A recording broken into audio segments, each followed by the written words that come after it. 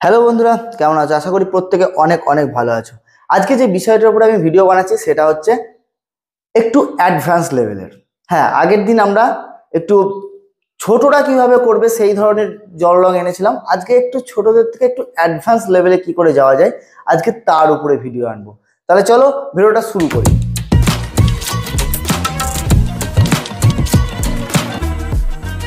Welcome to my channel motivational art and teaching থেকে আমি অনিরুদ্ধ।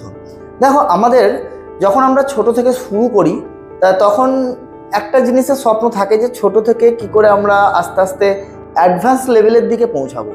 আর advance লেভেলের দিকে যখনই ওয়াটার কালারকে নিয়ে যাওয়া হয় তখন কিন্তু অ্যাডভান্স লেভেলটা কিন্তু একটু অন্যরকমভাবে প্র্যাকটিস করা হয়। কিভাবে প্র্যাকটিস করবে আজকে সেটা নিয়ে কথা বলবো, এবং কিভাবে ছবিগুলোকে দেখবে। দেখো, একটা কম্পোজিশনকে আমি করছি একটা বিগিনার্সের করা একটা কম্পোজিশন আর একটা অ্যাডভান্স লেভেলে করা একটা কম্পোজিশন, এই দুটোর মধ্যে কিন্তু তফাৎ আছে। তেমনি একজন বিগিনার্স লেভেলে ওয়াটার কালার আর একজন অ্যাডভান্স লেভেলে ওয়াটার কালার করার মধ্যেও কিন্তু তফাৎ আছে। আজকে এই সমস্ত আলোচনাটাই কিন্তু ভিডিওতে হবে। ভিডিওটা হয়তো একটু বড়, 10 থেকে 11 মিনিটের ভিডিও, কিন্তু যদি ধৈর্য ধরে সময় দিয়ে ভিডিওটা দেখতে পারো তাহলে তোমরা অ্যাডভান্সটাও বুঝতে পারবে এবং বিগিনার্স থেকে কীভাবে অ্যাডভান্সে আসতে হচ্ছে সেটাকেও বুঝতে পারবে। আর হ্যাঁ, আমাদের যে ছোটদের যে একটা সিরিজ শুরু হয়েছে যে ছোটরা কীভাবে ওয়াটার কালার শুরু করবে সেই নিয়ে আগের সপ্তাহে ভিডিও এসেছে। ওই রিলেটেড ভিডিও কিন্তু আমাদের আবারও আসবে সামনের দিন। তো অতএব চ্যানেলের সঙ্গে থাকো, আর চ্যানেলটিকে ভালো লাগলে অবশ্যই সাবস্ক্রাইব করে রাখো এরকম ভিডিও পাওয়ার জন্য। আর এরকম আরও কি ভিডিও পেতে চাও তার জন্য একটু কমেন্ট করবে। হ্যাঁ, আমাকে অনেকে কমেন্ট করেছে যে বসন্তকালের ভিডিও আমি আনবো। ঠিক আছে, তাহলে চলো আজকের ভিডিওটা শুরু করি।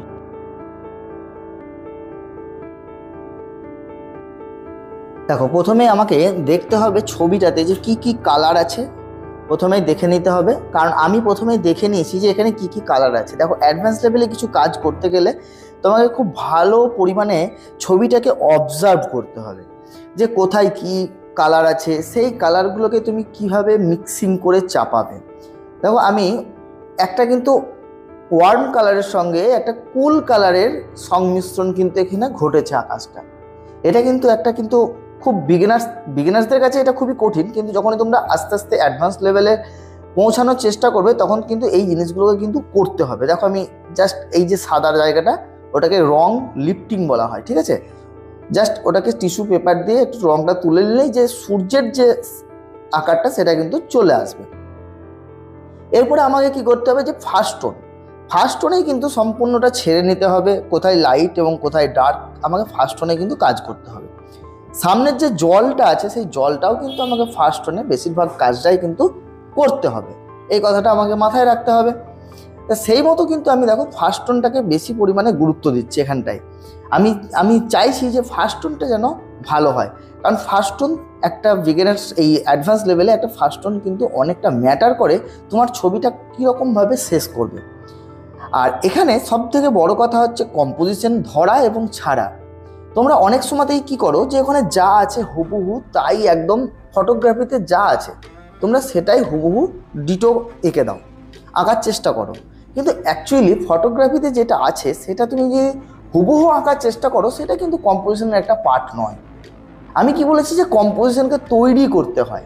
দেখো, এখানে একটা জিনিস আছে কি পার্সপেক্টিভ। এই পার্সপেক্টিভ হচ্ছে কম্পোজিশনের মেন পার্ট। আমি যে কোনো একটা কম্পোজিশন যদি ধরা যায় সেখানে কালার কম্বিনেশন, কালার পার্সপেক্টিভ এবং যে ওভারঅল একটা পার্সপেক্টিভ, সেই ওভারঅল ড্রয়িংয়েরও একটা পার্সপেক্টিভ থাকা যায়, তবে গিয়ে কিন্তু সেই জিনিসটা, সেই পেন্টিংটা একটা সুন্দরতার রূপ পায়। ওকে, কারণ যদি কোনো পেন্টিংয়ে যদি পার্সপেক্টিভ, কালার কম্বিনেশন এইগুলো যদি তোমার ছবিতে যদি ঠিকঠাক না থাকে তাহলে কিন্তু ছবি একদম মোটেও ভালো লাগবে না। দেখো, জলটা কিন্তু আমি একেবারে জলের মধ্যে যে শ্যাডো যে ব্যাপারগুলো আছে, জলের মধ্যে যে ডেপথ ব্যাপারগুলো আছে সেগুলো কিন্তু আমি ফার্স্ট টোনেই দেওয়ার চেষ্টা করব। প্রথমে দেখো, হালকা থেকে আমি যে আকাশের যে জায়গাটা, আকাশের নিচে যে জলের জায়গাটা আছে, সেই জায়গাটা কিন্তু আমি একদম হালকা, তারপর আস্তে আস্তে কিন্তু রেডের যে ভাগটা, সেই রেডের ভাগটা কিন্তু আমি বাড়াচ্ছি, কারণ এখানে অনেকটা রেডের উপরে কাজ আছে, রেড আর একটা কালচের মতো কাজ, মানে এটা মর্নিংয়ের একটা সেশন। এবার সেই মর্নিংয়ের সেশনে একটা কিন্তু তোমার যে শ্যাডোটা পড়েছে আর আশেপাশের যে এনভায়রনমেন্ট সেটা হচ্ছে একটা লালচে আভা, ঠিক আছে। এটা একটা বেনারসের ঘাট, আমি আজকে এটাই ফটোগ্রাফিটা নিয়েছি, ঠিক আছে। এই ফটোগ্রাফিটা আমি প্রিন্টেস্ট অ্যাপ থেকে ডাউনলোড করেছিলাম, তোমরাও প্রিন্টেস্ট অ্যাপ থেকে ডাউনলোড করতে পারো, অনেক রকম ফটোগ্রাফি তোমরা পাবে। এবার দেখো এই যে শ্যাডোটা, এখনই হয়তো তোমাদের মনে মনে প্রশ্ন আসবে যে আমি এখনো নৌকাটা করলাম না, কিন্তু এখানে জলে আমি কেন শ্যাডোটা আমি ফেলছি। এই জলে আমি শ্যাডোটা এই কারণে ফেলছি যে দেখো জলটা ভিজে আছে, আর ভিজে অবস্থাতে যত এই শ্যাডোগুলোকে ফেলা যায় ততই কিন্তু সফট হবে। দেখো আমি কিন্তু আবার রংটাকে লিফট করছি, কারণ ওই যে সূর্যের যে ব্যাপারটা আছে, সূর্যের যে রিফ্লেকশনটা, সেইটা কিন্তু করার জন্যই কিন্তু ওখানে আবার রংটাকে তুলিত করে লিফট করে নিলাম। এই লিফটটা তখনই করা যাবে যখনই রংটা কিন্তু ভিজে অবস্থায় থাকবে, ঠিক আছে। কিন্তু একেবারেই ভিজে অবস্থায় থাকলে হবে না, কারণ আবার রংটা চলে আসবে, ঠিক একটু একটু করে একটু অল্প অল্প শুকিয়ে আসবে এবং অথচ ভিজে আছে রংটা, এরকম কন্ডিশনে তোমাকে রংটাকে কিন্তু লিফট করতে হবে, তাহলেই কিন্তু সেই রংটা কিন্তু ঠিক মতো কিন্তু লিফট করা হবে, মানে রংটাকে তুলে নেওয়া হবে। দেখো জলের যে ঢেউয়ের জায়গাগুলো কিন্তু একটা পাতলা পাতলা টোন দিয়ে কিন্তু এই সাইডগুলো জলের ঢেউগুলো করে দেওয়া হলো। এবার আমি চলে যাচ্ছি দূরের জায়গায়। দূরের জায়গায় কি করব, বেশি কিছু ডিটেল নয়, জাস্ট তার শেপকে রঙে আমি কিন্তু দিয়ে রেখে দিলাম। এটাই তো পার্সপেক্টিভ, আর এটাই তো কালার পার্সপেক্টিভের মধ্যে পড়ে।